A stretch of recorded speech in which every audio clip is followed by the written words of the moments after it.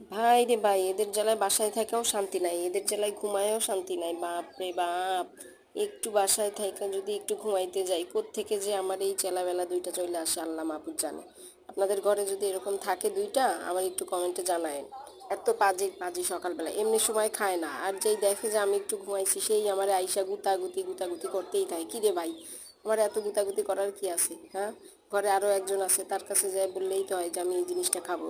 একটা ডিম খাওয়ার জন্য দুই বইনে আমার যে কি চিবান চিবাইতেছে, বাপ রে বাপ, আমার শেষ করে ফেলাইতেছে। দেখেন অবস্থা, দুইজনে কেমনে ধরছে, কেমনে ধরছে, এরকম মানুষরে নাকি ধরে? হ্যাঁ, এটা কি মার সায়ের কি ব্যবসা পেশা নাকি? দেখেন ওরে বাপ রে বাপ, আমার একটু ঘুমাইতেও দেয় না। কয় উঠো, আমার একটা ডিম বাইচা দাও। আমি কইলাম আইসারে যায় বলো, কয় না তুমি ডিম বাইচা দাও।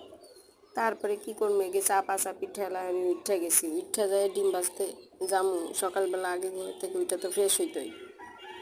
তো সকালবেলা উঠলাম ঘুম থেকে, দেখি আবার একটু ঘুমাইতেছে, কই একটু কম্বলটা মুড়ি দিয়ে ঘুমাই, দূর ও কম্বলটা টাইনে নিয়ে গেছে। হ্যাঁ, কেমন এরা আমার দরদ কষ্ট কিছুই বুঝে না।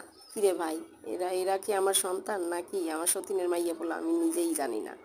হ্যাঁ, দুইটার দিকে তাকাইয়া লাফ দিয়ে উঠতে গেলাম ঘুমের থেকে। আর শান্তি নাই, আর ঘুমামো না।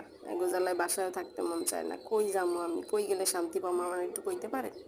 হ্যাঁ, বাপরে বাপ।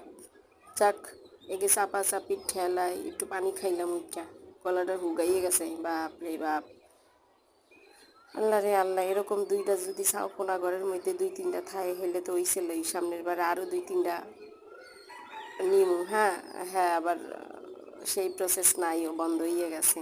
তো এখন কী করার, উঠটা যাইতে আসি। এদিকে চুলটা একটু ঠিক করলাম, পাগল ছাগলের মতো দেখা যায়। কি রে, আমার পাগল ছাগলের মতো দেখা যায়?